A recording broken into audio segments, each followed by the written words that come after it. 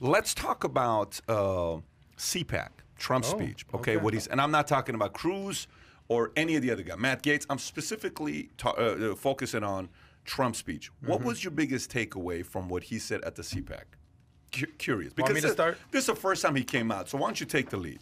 So obviously, he did his greatest hits. You know, Joe Biden's the worst president we've ever seen in the first month, and the radical left. And by the way, the country seems to be doing okay for the last month or two since Biden's like the whole the country's gonna fall apart and the communists are taking over. I've pretty much enjoyed life for the last 30, 60 days. Sort of stress-free. There was a little insurrection at the Capitol, but who's, paying attention to that? But the thing that stuck out to me the most wasn't so much the greatest hits, wasn't the talking about how horrible Sleepy Joe is.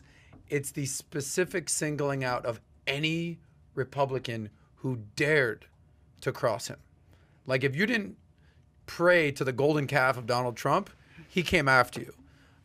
Liz Cheney, the guy in, he's very outspoken. Adam, someone help me out here. Adam, he's in Chicago. Congressman Adam Kenowitz, I forget his last name. Kai, you got a name for me? Adam something. Chicago congressman, Illinois congressman, awesome guy. All those guys, he's specifically saying, if you voted not lock in step with Trump and you voted to impeach him or did anything, he is coming after you. Yeah, Adam Kinzinger. Sorry, I knew it was Adam K. Who doesn't do that, though? I'm curious. Like, you tell me what politician or president doesn't come after the person but doesn't call them out by name and singles them out, and, So this guy at least is being truthful about who. So the mistake on his is he publicly shares his strategy. But I just want you to know, in the world, and this is not I'll take shots at the areas that he doesn't, but you name me one politician that's not going to remember that. You tell me Obama wouldn't want to come back after Trump to make sure he didn't get reelected? You mean to tell me a Bush didn't come back after? You mean to tell me none of those guys do? I see your point. I think you're right. So, clearly, it's in their mind. But what we are witnessing is the oral vindictiveness of this man.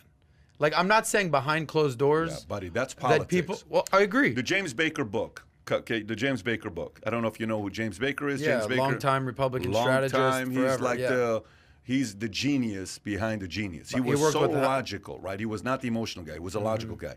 Let me tell you, everything when you go into politics, if you don't know how to play dirty, you ever watch these guys, you're like, what a sweet man Mike Huckabee is.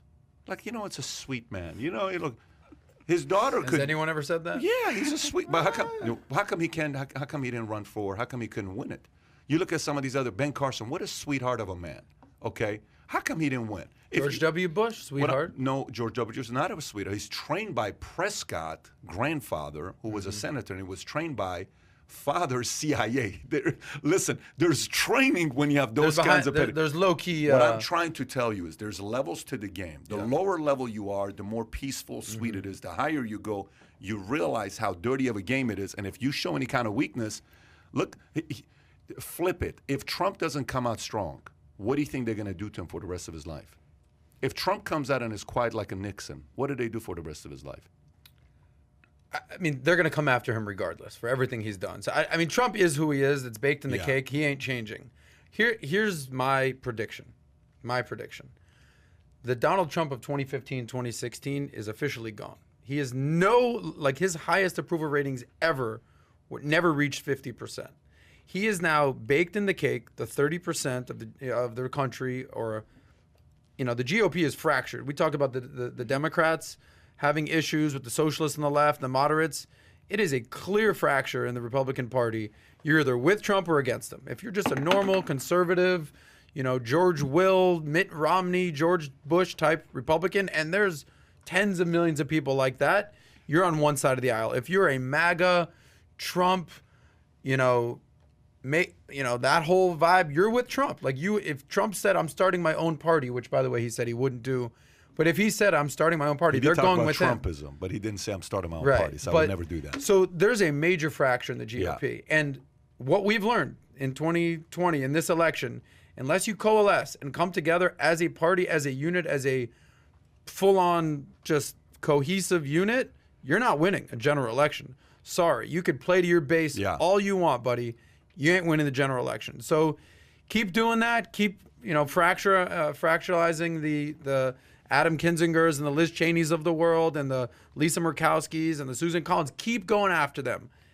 Clear division in the GOP, and I don't think he has any shot of winning the actual presidency if he does run again in 2024, but he'll clearly be the nominee if he wants that. He'll clearly be the nominee. Clearly be the nominee. Nobody. And get his ass kicked even by a dementia sleepy Joe. That's my prediction. What are your thoughts on CPAC? On to you now. I know. No, but yeah, he's lost all momentum from did you bringing the country together. What did you think about it?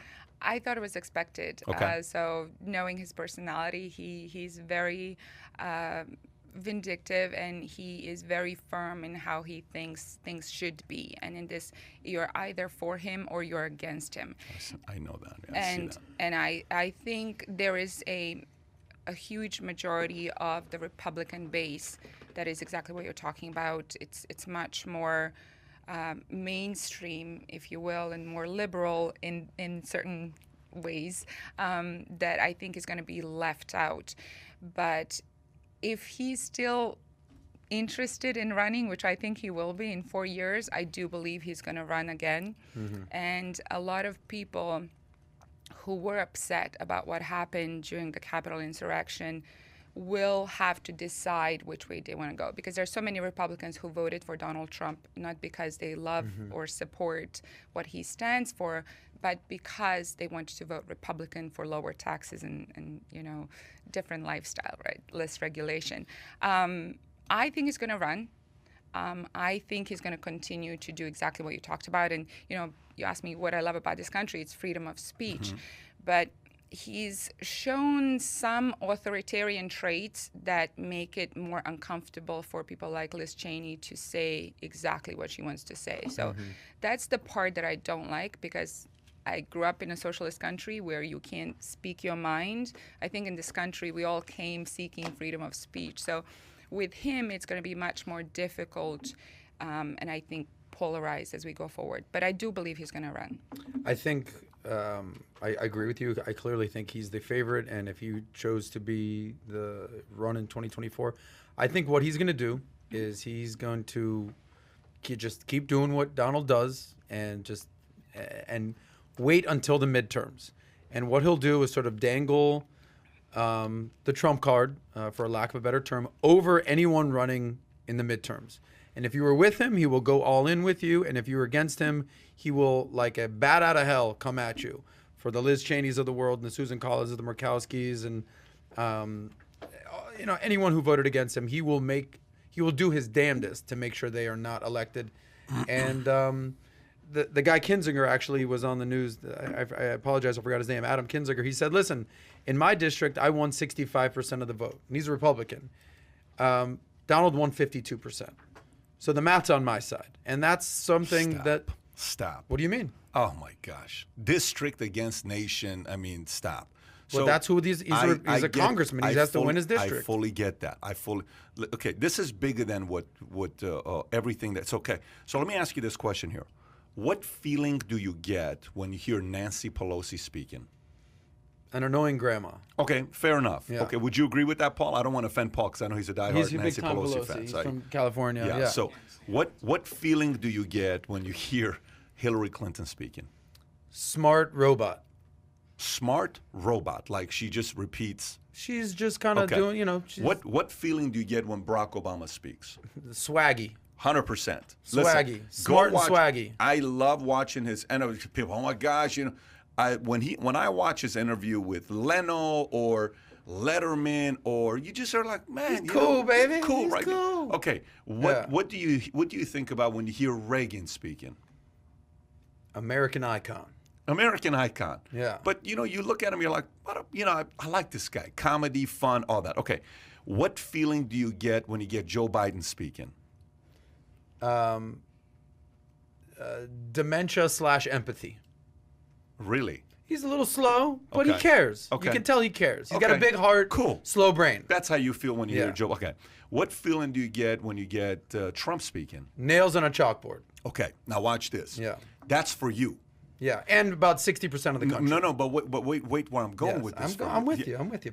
It's 75 million people vote. If you underestimate this guy, you're going to experience exactly what you experienced in 2015, 2016, okay? So now flip this. What do Hillary Clinton lovers feel when they hear Hillary Clinton speak? Are there really actual Hillary Clinton lovers? 100%. Okay. Just go to Connecticut. Just go there and you'd see she's such a sweetheart. You don't remember when she lost how bad people were crying when she lost? It wasn't so much that she lost. It was that Donald Trump became the president. No, That's why they were crying. That was their hero. Right? Go talk to somebody who loves, or who hates Barack Obama. When Barack Obama speaks, what do they say? He's a terrorist. He's not even American. Not that, but they'll say he's pompous. Yeah, I want to see his birth certificate. He's pompous. He's arrogant. He's this. He's that. Right? Sorry, Senada. So, but the part you have to think about. He's a Muslim. You cannot, because I think this is going to get to one area. This is the one area it's only one question we have to ask. It's only one question we have to ask. Okay. I'm all ears. So, it's not about whether you agree with this guy's policies or not. Everything he said was the same thing, except for one thing. One of the things he said, he's never talked about before. He said, are you noticing what Joe Biden's trying to do to women? Did you notice the recent, thing he signed where transvestites can compete now in any kind? What's going to happen to women's sports? Why are you going to play tennis? Why are you going to play basketball? Why are you going to do this? So that was a new thing he threw in. By the way, it's so controversial that's similar to what he did 5 years ago when he said what? Get them out of here. All they're sending us is this. Okay. So now people, oh my gosh, we can't even talk about this. No. He's brilliant in his marketing and his strategy. So why would he say something like that? That is a part and a base on the other side. They can say what? He's right. Okay, he's right. And that's the Democrats always been what?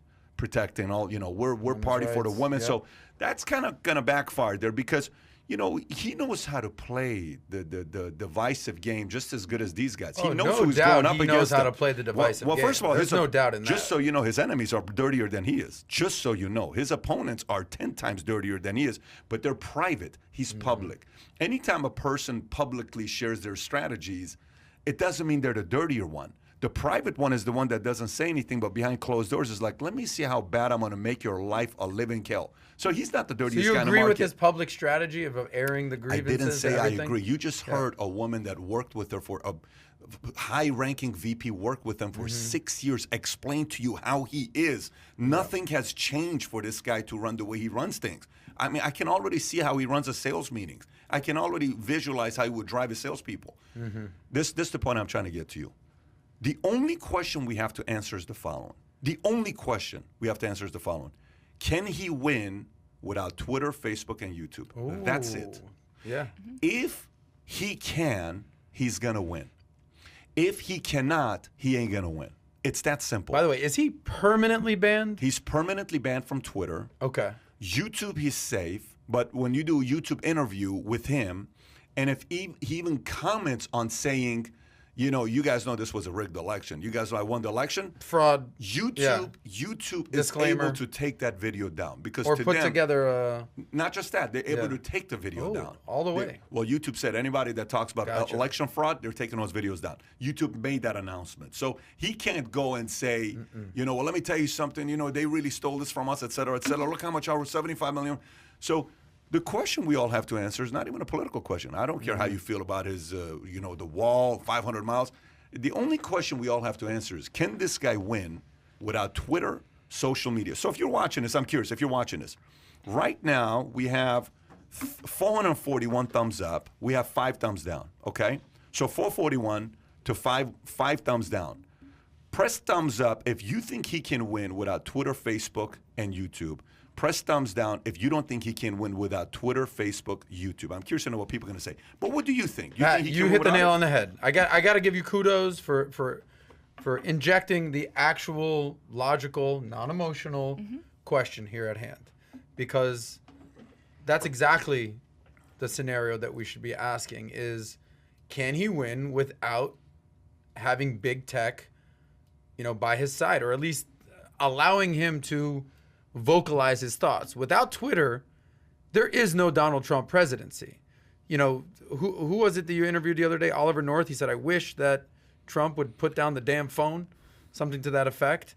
Without Twitter, He's gonna, and without a certain other extent, I don't know if Facebook, Instagram, YouTube, if they're all banning him from the platform, he has two options. That he's going to either need to go with the mainstream media, which clearly they're not a fan, or he'll need to speak into the echo chamber that is Newsmax, Parler, OAN, and he's just going to be playing to his base. And one thing we've known about the sales game or politics is you need to be able to what?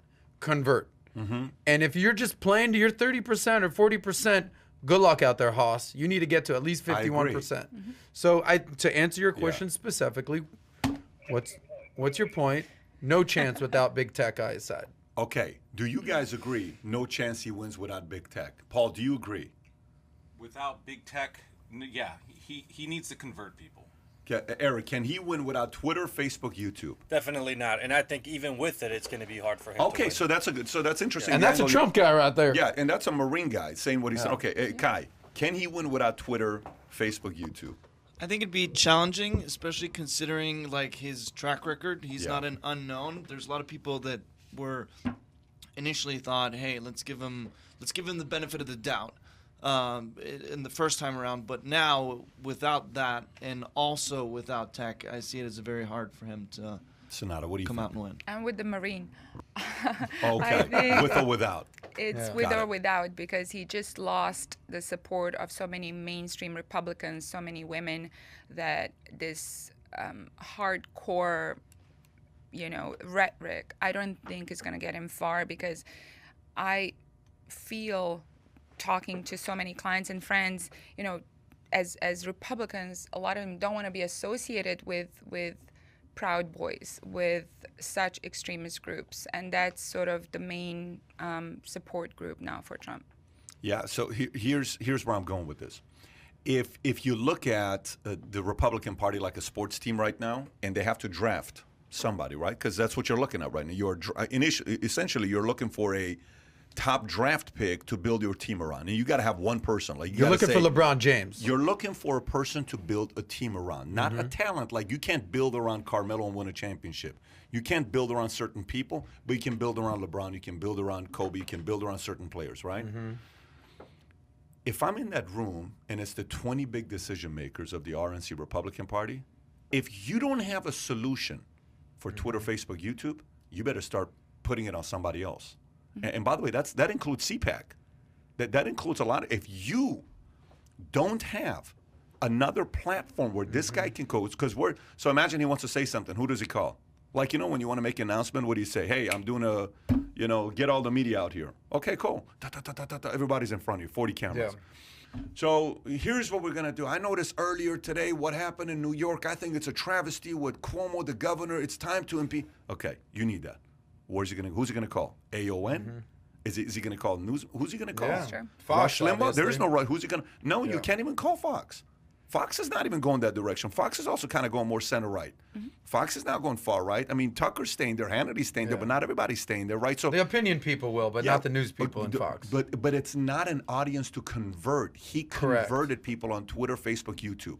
So if the RNC gets emotionally closed behind closed doors by Trump, but they don't have a solution for another platform for him to speak, you just have to be thinking about it.